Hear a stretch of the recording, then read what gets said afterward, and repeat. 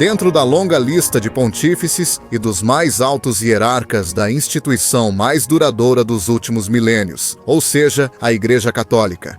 Houve um que, muito antes de ser ordenado como simples sacerdote, em 1951, costumava ser chamado pelo nome secular de Joseph Ratzinger. Era um jovem alemão de espírito religioso profundo e amor pelo estudo, que iria galgando as hierarquias da Igreja e trilhando seu próprio caminho de fé, até se tornar o Papa número 265 com o nome de Bento XVI. Sendo considerado um dos últimos grandes teólogos do século XX, seu curto pontificado não esteve isento de polêmicas e críticas, tanto de dentro quanto de fora da Igreja. Seu pontificado foi de grande vigor intelectual e doutrinário nos agitados tempos contemporâneos, marcado pela reforma interna de aspectos da Igreja e um intenso trabalho acadêmico. Acompanhe-nos para conhecer a história de Bento XVI, sua vida, suas obras, sua passagem pela Igreja e seu papado. Aqui é Reinaldo José Carrillo Vilches. Este é o A Nova Enciclopédia. E para quem não sabe, lembro que agora temos a Nova Enciclopédia em inglês e a Nova Enciclopédia em português. Vocês podem nos ajudar acessando as duas plataformas abaixo e se inscrevendo nos canais, aproveitando os vídeos, comentando e assistindo ao material de grande potencial. Sem mais nada a acrescentar, vamos começar com o vídeo de hoje.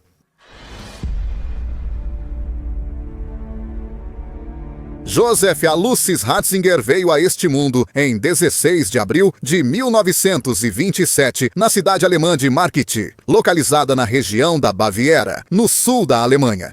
O dia do seu nascimento foi o sábado santo da Semana Santa daquele ano, ocasião pela qual ele foi batizado no mesmo dia em que nasceu.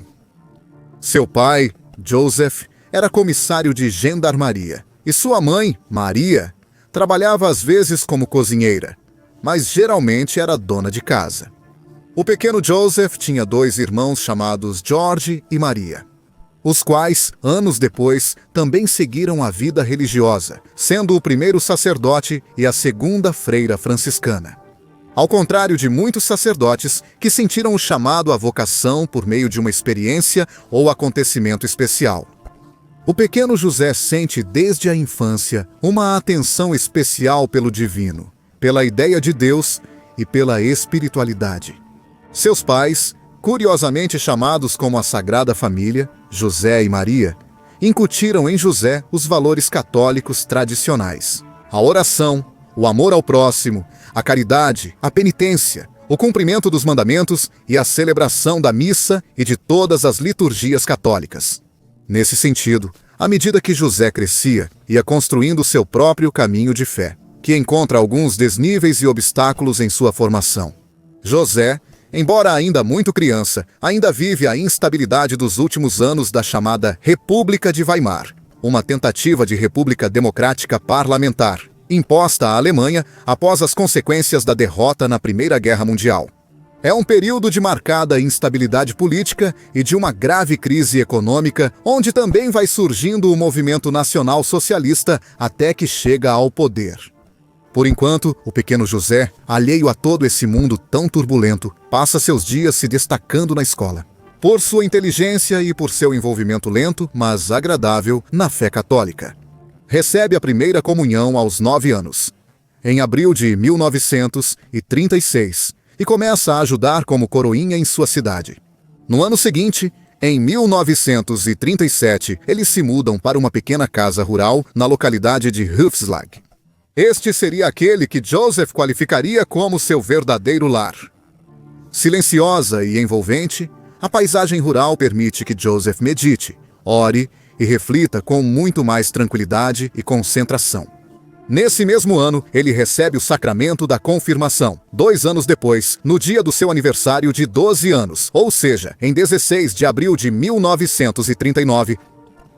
Entrar no Seminário Menor de São Miguel, na cidade vizinha de Traunstein, será que ele poderia se sentir mais em casa naquele seminário? No entanto, essa alegria seria muitas vezes interrompida pela situação que o país e toda a Europa viviam naqueles anos. O choque entre as potências europeias, dentro das rápidas mudanças que o mundo vivia, vai desencadear a Segunda Guerra Mundial? Essa guerra funesta por toda a Europa atinge Joseph diretamente no ano de 1943. O regime nacional socialista decreta uma lei que obriga todos os jovens do ensino médio, inclusive os seminaristas, a se mobilizarem para a guerra. Joseph, com 16 anos de idade e contra a sua vontade, é obrigado a jurar lealdade ao regime de Hitler e é designado para a defesa das fábricas da empresa BMW, onde eram produzidas baterias antiaéreas e armamento importante. Posteriormente, em 1944, é dispensado como assistente de baterias antiaéreas e transferido para o serviço de trabalho do Reich na Áustria. Entre abril e maio de 1945, Joseph Ratzinger decide desertar do exército, apesar de essa ação ser punida com a morte pelas SS. Ou seja, os famosos esquadrões de assalto do regime nacional socialista. Mas faltava pouco para a derrota da Alemanha, e após a queda definitiva de Berlim, durante a ocupação americana, Joseph é preso por menos de um mês, até que é libertado e, finalmente, retorna para sua casa, em junho de 1945. Sobre seu tempo na guerra, Joseph declararia que Deus estaria absolutamente ausente do regime nazista, embora depois evitasse falar sobre suas experiências na guerra. Em uma oportunidade, declarou que, diante do império do ateísmo e da mentira que representava o nacional-socialismo, Joseph reafirmava que a fé católica era um baluarte da verdade e da justiça.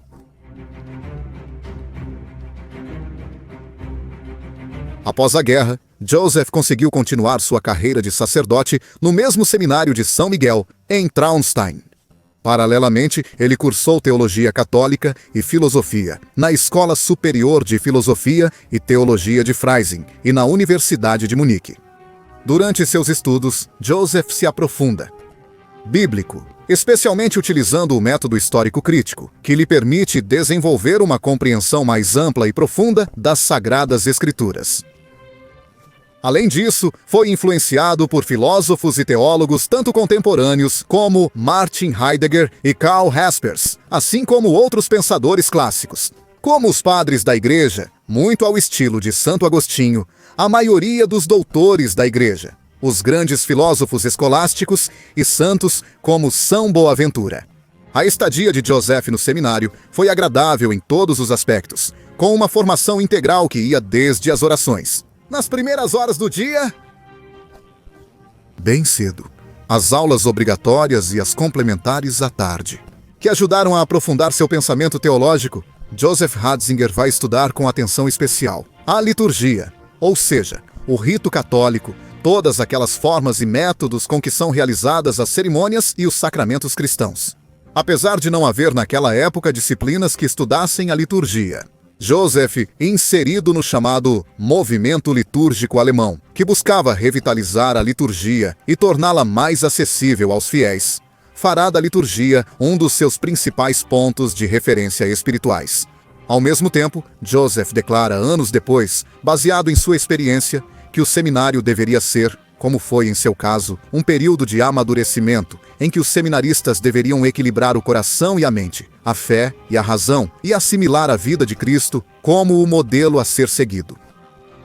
Após 12 anos de formação, mesmo com algumas interrupções, os primeiros, Joseph Ratzinger é ordenado sacerdote junto com seu irmão George, em 29 de junho de 1951, aos 24 anos. A ordenação sacerdotal acontece na Catedral de Freising, e Joseph recebe os santos óleos e a imposição das mãos do então arcebispo Michael von Faulhaber. No mês seguinte, ele celebra sua primeira missa na paróquia São Osvaldo de Traunstein, aquele lugar que evocava tantas lembranças para ele. Pouco tempo depois, ele se muda para a paróquia Precioso Sangue, em Munique, onde atua como sacerdote e dá aulas de religião na cidade. No entanto, José, que sempre teve uma forte relação com a religião e o estudo, logo inicia uma vida acadêmica frutífera. Em 1952, ele começa sua atividade docente como professor no seminário de Freising, onde colegas e alunos atestam seu excelente trabalho. O padre Ratzinger, como era chamado, tinha uma abordagem inclusiva com seus alunos, permitindo que eles falassem livremente, e estabelecer um diálogo saudável para a troca de ideias e o enriquecimento da formação. Ele também era conhecido por ter um vocabulário acessível e uma incrível facilidade para explicar aos seminaristas temas profundos da teologia católica. No ano seguinte, em 1953, ele obtém um doutorado em teologia, com sua tese chamada Povo e Casa de Deus na Doutrina Eclesiástica, segundo Santo Agostinho, na qual se concentra no conceito que esse santo tinha de povo de Deus, e aborda grandes temas como o Antigo Testamento, o direito, os sacramentos e o paganismo. Para responder à grande incógnita de quem ou o que é a Igreja para Santo Agostinho, e estabelecer um importante precedente na compreensão agostiniana da Igreja, diante das grandes mudanças do mundo contemporâneo. Esta tese de doutorado é amplamente aplaudida e dá a Joseph um reconhecimento marcante no mundo acadêmico, dentro e fora da Igreja. Sem parar por menos de um ano, em 1954, apresenta uma dissertação intitulada A Teologia Histórica segundo São Boaventura. São Boaventura, um santo italiano do século XIII, era um dos santos de devoção de Ratzinger, a quem ele admirava. Por sua abordagem escatológica, onde a história era vista como uma sucessão de eventos com significado, orientada para Cristo como o centro de toda a verdade e sabedoria. A escatologia seria, de forma bem resumida, o estudo das realidades últimas, ou seja, o estudo do fim da história e do destino final da humanidade, tanto indivíduos quanto coletivos. Nessa dissertação, Joseph não aborda apenas a perspectiva escatológica de São Boaventura, mas também fala sobre dois temas importantes: a relação entre fé e razão e a chamada iluminação natural. Segundo Ratzinger, a rejeição de São Boaventura à ciência filosófica não era para ele uma rejeição que implicasse uma negação total da razão, mas sim uma busca por uma integração adequada entre fé e razão. E quanto à chamada iluminação natural? Ratzinger discutia o conceito de intelectus em São Boaventura, sugerindo que existe uma forma de conhecimento natural que pode existir independentemente da fé. Isso gerou grandes debates entre os teólogos daquela época sobre a teologia e o pensamento agostiniano. Esta dissertação, na qual fazemos uma pausa porque foi extremamente importante na vida de Joseph Ratzinger, foi inicialmente rejeitada e sua acreditação universitária foi brevemente interrompida. Os acadêmicos teólogos que o avaliaram consideraram que Ratzinger se afastava demais do enfoque tradicional, ao introduzir conceitos que podiam parecer em conflito com os ensinamentos escolásticos predominantes naquele momento. Ratzinger terá esse desgosto por um tempo prolongado, até que em 1957 finalmente recebe a habilitação para continuar sua carreira docente em universidades de renome na Alemanha. Assim, ao mesmo tempo em que continua com suas funções ordinárias como sacerdote, Joseph começa a se destacar cada vez mais no mundo acadêmico. De 1959 a 1963, atuou como professor na Universidade de Bonn. Sua palestra inaugural foi intitulada O Deus da Fé e o Deus da Sabedoria, o que já refletia seu comprovado interesse pelo estudo da relação entre fé e razão, religião e conhecimento. Já naquela época, Joseph era um teólogo renomado, amplamente conhecido tanto no mundo acadêmico quanto no mundo eclesiástico. Sua inteligência e notoriedade não passaram despercebidas pelas autoridades da Igreja, que o chamaram para participar de um dos eventos mais importantes do século XX para a Igreja Católica, o Concílio Vaticano II.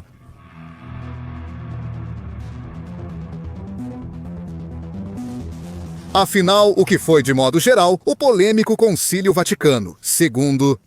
Pois, recorrendo à prerrogativa de convocar um sínodo ou concílio para reunir todos os bispos da Igreja, a fim de discutir grandes questões da fé e da própria Igreja. O então Papa João XXIII convoca, em 25 de janeiro de 1959, o que ficou conhecido na época como o 21º Concílio Ecumênico. O Concílio Vaticano II representa uma transição histórica dentro da longa caminhada da Igreja Católica.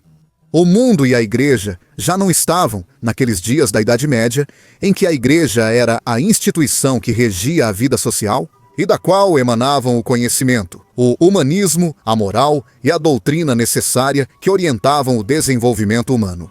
Com a chegada do Renascimento, a partir do século XVI e da modernidade, Deus já não é mais o centro do mundo, mas sim o homem. E onde a moral e a fé vão sendo substituídas pelo racionalismo e pela técnica. Vai se gerando um profundo diálogo e confronto entre a fé católica e as novas correntes de pensamento. O liberalismo e o pensamento democrático, as ideias iluministas, as sociedades secretas como a maçonaria, as ciências experimentais, os grandes capitais industriais, os movimentos operários e socialistas. E a maior parte de todos os movimentos dos séculos XIX e XX vem disputar com a Igreja sua autoridade sobre a vida humana. Assim, com todas essas mudanças, surge uma geração de homens que não buscava reformar a Igreja, como Martinho Lutero no século XVI, mas sim dedicar-se a um estudo sereno, paciente e crítico das Escrituras, da vida de Cristo, da patrística, da doutrina e da história da Igreja, para poder empregar todo esse conhecimento com o objetivo de situar a Igreja naquele século XX cheio de mudanças, contrastes e turbulências. Membros dessa geração foram destacados sacerdotes e teólogos, entre os quais se inclui o próprio Joseph Ratzinger, que, como vimos, foi criticado em sua dissertação sobre São Boaventura, que de alguma forma abordava esse conflito entre a Igreja e a fé católica e as novas correntes modernas. Portanto, com o principal objetivo público de reformar e não deformar a Igreja, baseando-se, conforme foi dito, em sua própria história e doutrina. O Concílio Vaticano II é inaugurado com sua primeira sessão em 11 de outubro de 1962. Como assessor, Joseph dá uma orientação teológica importante ao cardeal Frintz e contribui para moldar as discussões e documentos do concílio. Pouco depois, por seu destaque, ele é nomeado para o exclusivo grupo de peritos conciliares, painel que assessorava os padres conciliares. Ele teve grande papel no concílio. A partir daí, Joseph colabora na redação de grandes documentos do concílio, estudados até hoje, como Lumen Gentium, Ad Gentes e Dei Verbum.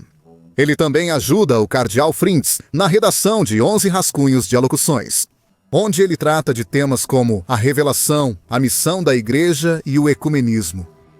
Redigidos de forma clara e agradável, como era característico de sua maneira de falar. Além disso, participa ativamente dos debates sobre o tema da Igreja, enfatizando a importância do episcopado e a participação dos fiéis, chamados por ele de povo de Deus, na vida da Igreja. Durante o concílio, Joseph alternará seu trabalho como perito conciliar com o de docente na Universidade de Münster, na qual havia ingressado em 1963, e onde participa do vibrante debate religioso daquela universidade, continuando sua obra educativa e teológica, até ser transferido para a Universidade de Tübingen, para a qual chega em 1966, o primeiro ano após o término do Concílio Vaticano II. O fato é que o Concílio Vaticano II introduz reformas fundamentais que terão um papel importante na história pós-conciliar da Igreja até os dias de hoje. Algumas delas foram o abandono do latim e o uso das línguas vernáculas na liturgia, a participação ativa dos leigos na liturgia e a revisão de vários ritos, como o Sinal da Paz e a oração dos fiéis, para dar um sentido mais comunitário e acessível, de acordo com a visão deste concílio. No que diz respeito à chamada eclesiologia, ou seja, o estudo da Igreja, enfatiza o papel da Igreja como um corpo comunitário e colegiado, deixando de lado a visão puramente hierárquica. Doutrinariamente, ressalta o papel central das Escrituras e da sagrada tradição para promover uma abordagem integral da revelação. A Igreja ergue sua voz com a doutrina social, buscando novo caminho além do capitalismo e do comunismo, assumindo assim um papel maior dentro dos debates sociais e políticos que aconteciam em todo o mundo. Joseph acreditava que o concílio não representava uma ruptura total com a Igreja, mas devia ser entendido dentro de, abro aspas, uma hermenêutica da continuidade com a tradição eclesial anterior.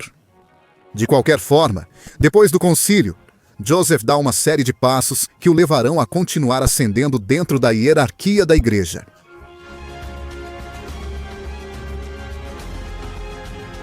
Terminado o concílio, Joseph retorna à sua incessante vida acadêmica.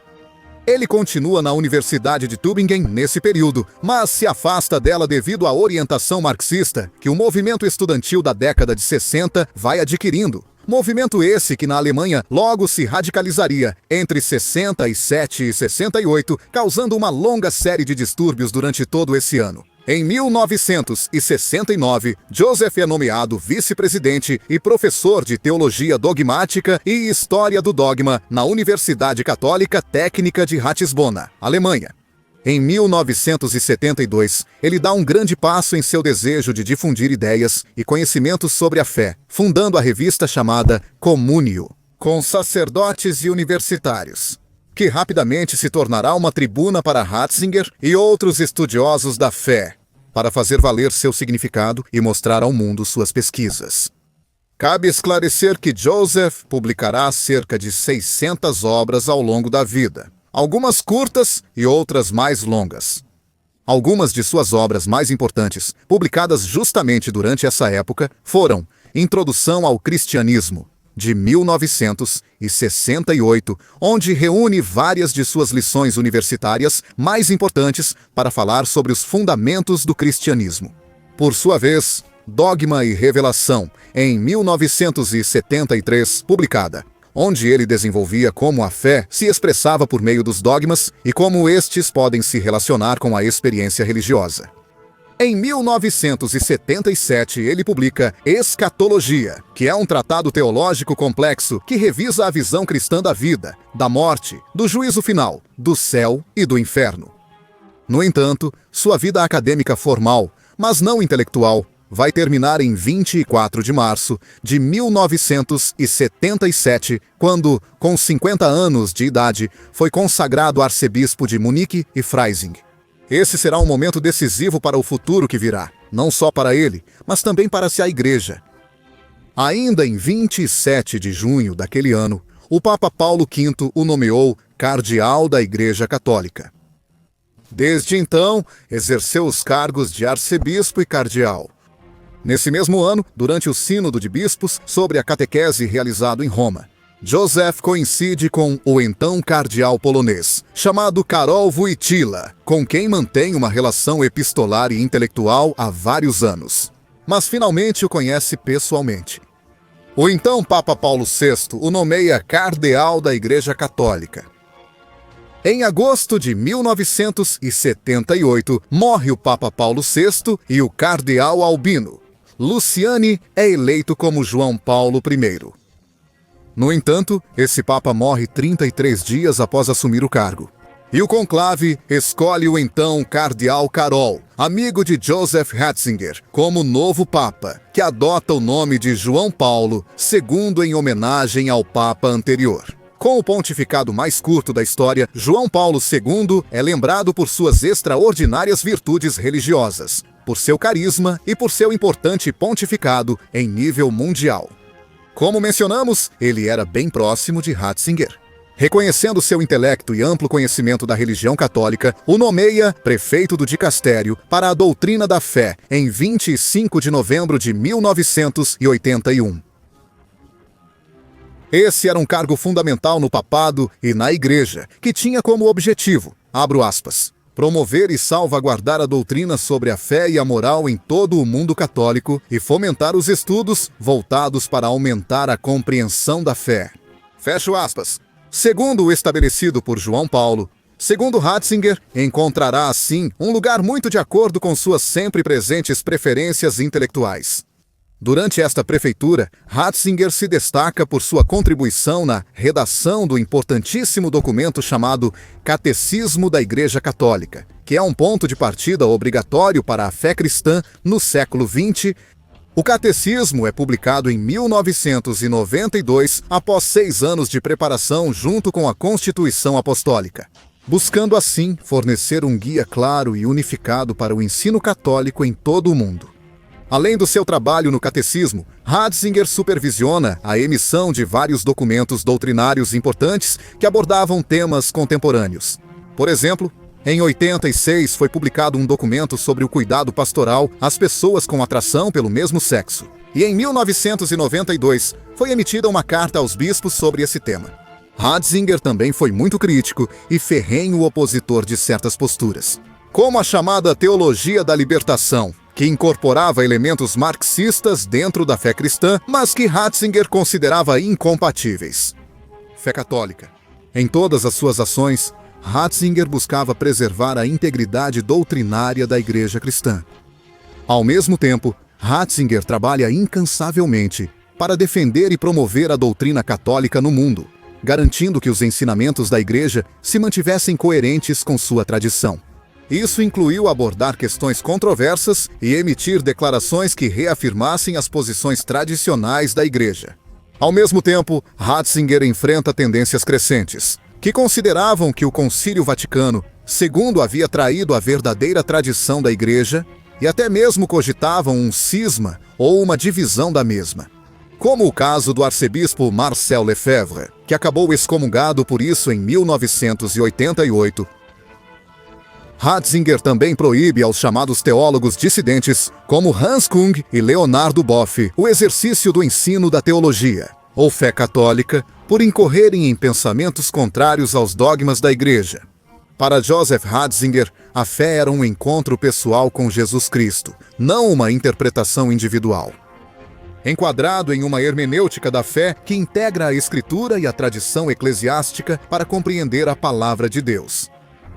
Devido ao seu trabalho ao longo de seus 58 anos de vida eclesiástica, Ratzinger é eleito vice-decano do Colégio Cardinalício em 1998 e em 2002. Após 58 anos de vida eclesiástica, Ratzinger é eleito vice-decano do Colégio Cardinalício em 1998. E é eleito decano do mesmo em 2002, o que acarretava na obrigação de que, com a morte do Papa, como continuava sendo seu amigo próximo, João Paulo II, foi Ratzinger quem teve que organizar o conclave para a eleição do novo pontífice. Nesse sentido, após a morte de João Paulo II, em 2 de abril de 2005, Ratzinger organiza o conclave daquele ano. E como muitas fontes da época já haviam confirmado vários meses antes, Ratzinger era o preferido na votação e foi eleito Papa em 19 de abril de 2005. Ratzinger havia chegado ao ponto culminante de sua grande carreira dentro da Igreja e havia alcançado a hierarquia mais alta dentro dela. O agora vigário de Cristo na Terra escolhe o nome de Bento, que significa aquele que é abençoado. Por um lado, para honrar o Papa Bento XV, que liderou a Igreja durante a Primeira Guerra Mundial. E por outro, em memória de São Bento de Núrcia, fundador da Ordem dos Beneditinos e importante santo europeu.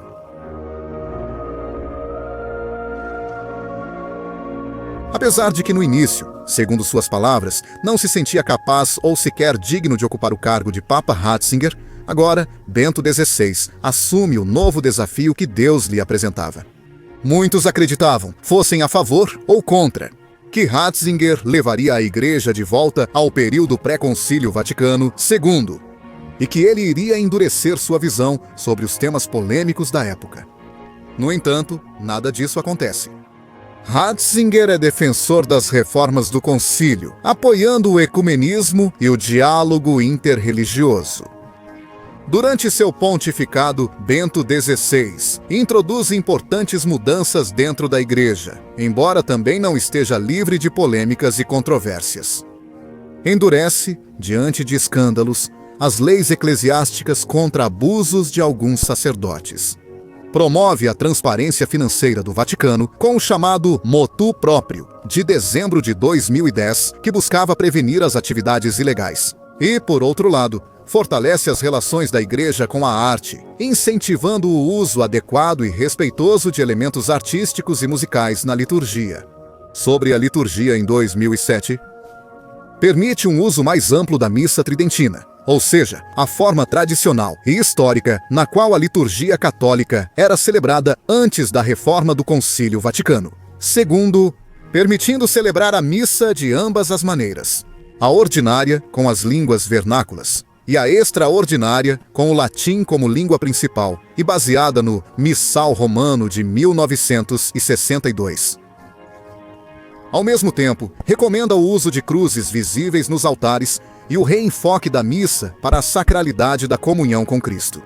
Ao mesmo tempo, também proíbe o ritualismo e o subjetivismo, apoiando-se sempre na sagrada tradição para a celebração da liturgia.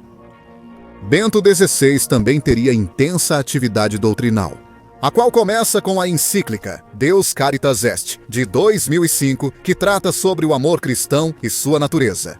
Depois, em 2007, publica Spe Salvi, centrada na esperança cristã como salvação, e sua terceira encíclica, Caritas in Veritate, assinada em junho de 2009, trata do desenvolvimento humano integral, baseado na caridade e na verdade. Além disso, promove o compêndio do Catecismo da Igreja Católica e escreve uma trilogia sobre a vida de Jesus, amplamente aplaudida.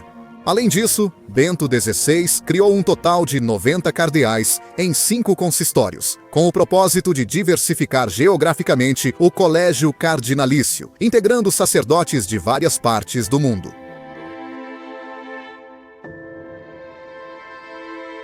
No entanto, repentinamente, durante um consistório realizado em 11 de fevereiro de 2013, Bento anuncia oficialmente sua intenção de renunciar ao cargo de Papa. A decisão gera alvoroço e muitas especulações. A versão oficial é que isso se deveu principalmente à idade avançada do pontífice. Ele alega que sofria de uma insônia crônica que estava se agravando e não lhe permitia continuar com seu cargo. Isso continuará sendo objeto de mistérios e discussões. A renúncia foi oficializada em 28 de fevereiro de 2013 e Bento XVI, agora Papa emérito de 86 anos, seria o primeiro a renunciar em 600 anos desde Gregório, 12 em 1415. No mesmo dia tem início o conclave de 2013, que elege o cardeal argentino Jorge Maria Bergoglio como novo Papa da Igreja. Ele adotaria o nome de Francisco em homenagem a São Francisco de Assis, santo conhecido por sua dedicação à pobreza e à humildade. Mas o que aconteceu com a vida do Papa emérito Bento XVI após sua renúncia? Em maio de 2013, ele se muda para o mosteiro Mater Ecclesiae, dentro da própria cidade do Vaticano, onde vai morar. Dedicado à oração e às suas paixões intelectuais de toda a vida. A Igreja, os mistérios da fé, os grandes padres da Igreja, os santos, doutores, estudiosos, monges de todas as épocas. Continuava sendo chamado de Sua Santidade e fazia poucas aparições públicas, que diminuíam com o tempo devido ao agravamento de sua saúde. Às vezes conversava com o Papa Francisco, que sempre demonstrava publicamente afeto ao Papa emérito. Entre os dias 18 e 22 de junho de 2020, o Papa emérito viajou para a Itália para visitar seu irmão Jorge, que estava gravemente doente. No entanto, esse seria seu último encontro com ele, pois Jorge faleceu em 1º de julho daquele ano. Posteriormente, já em idade avançada e com um estado físico que refletia seus 95 anos, finalmente, em 31 de dezembro de 2022, faleceu Bento XVI, o Papa emérito. O emocionante funeral ocorreu em 5 de janeiro de 2023, conduzido pelo Papa Francisco, e seus restos foram depositados nas grutas vaticanas, onde permanecem atualmente. Assim terminava uma vida longa, acadêmica e teologicamente frutífera, que marcaria a história da Igreja nos anos contemporâneos. Acima das complexas polêmicas e controvérsias que suscita a instituição mais antiga dos últimos milênios. Aquele que nasceu como Joseph Ratzinger na turbulenta República de Weimar, morre como Bento XVI, o Papa emérito, deixando entre devotos e críticos um grande legado que, inegavelmente, foi exemplo de vida devota e de empenho intelectual para desvendar o mistério da fé católica, formando um ponto-chave dessa longa tradição na história recente. Obrigado por assistirem ao vídeo, espero que tenham gostado. E lembro a vocês que abaixo podem encontrar a nova enciclopédia em inglês e a nova enciclopédia em português. Curtam todos os vídeos desses canais, compartilhem com seus conhecidos, assistam ao material que realmente vale a pena. Inscrevam-se nas duas plataformas. Obrigado a todos e que Deus os abençoe.